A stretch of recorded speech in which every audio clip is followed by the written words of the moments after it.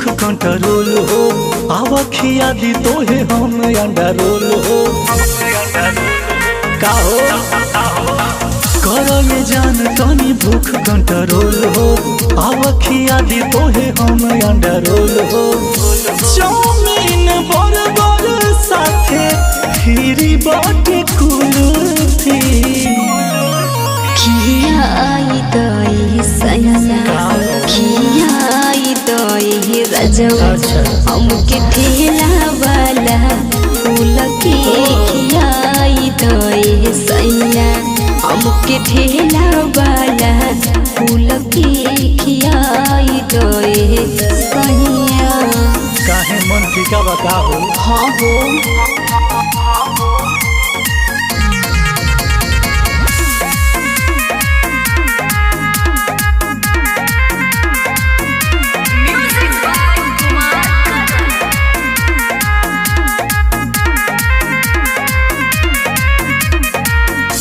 कर जानी लेट जल्दी हो खा तैयार हो।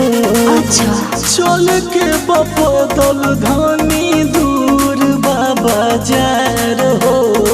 सुनो तड़ो सुना हो कहले नी मेकअप सैया पहनले नी सड़िया ना जाए पैदल कवनो ले ले आई गड़िया।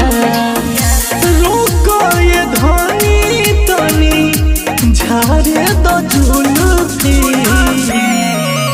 खियाई दई सैया खियाई दई रजवा हमके ठेला वाला फूल के खियाई दई सैया हमके ठेला वाला फूल के खियाई दई सैया।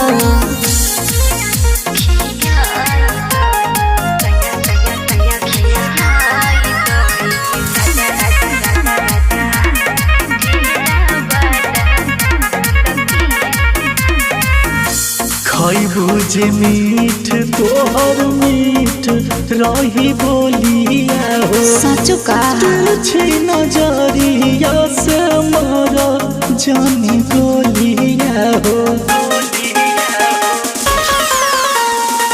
मुँह भइल फीका कुछु तीखा तू दिला द पिया यार जून हमके आलू चप खिया द। खैला के बाद जानी करी हटूनती है। का कहतला खियाई दई सैया खियाई दई रजवा हमके ठेला वाला फूल के खियाई दई सैया हमके ठेला वाला फूल के खियाई दई सैया। ठीक बा त खा लो।